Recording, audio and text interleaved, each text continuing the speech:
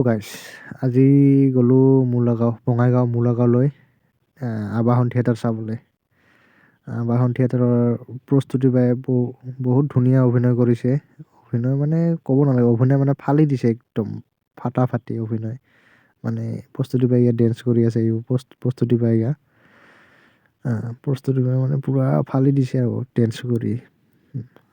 মানে বঢ়িয়া লাগিল আৰু চাই এনেকা।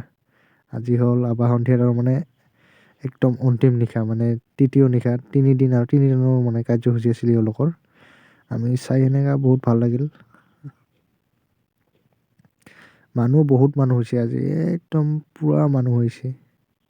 মানুহ মানে এইকেইদিন পূৰা মানুহে হৈ আছিল, কিন্তু মানুহ পূৰা হৈ আছে আজি আৰু অলপ বেছি হৈছে আৰু মানুহ। পূৰা ভাল লাগিল আৰু চাই এনেকা। মানে প্ৰস্তুতি পাই ওচৰৰ পৰা দেখা নাই যদিও আমি মানে ইয়াৰ থিয়েটাৰতে ওচৰৰ পৰা দেখিলোঁ। আৰু এইটো লাষ্টৰ চং হয়। আৰু শেষ পোৱাৰ পাছত মানুহবোৰ ওলাই আছে এতিয়া।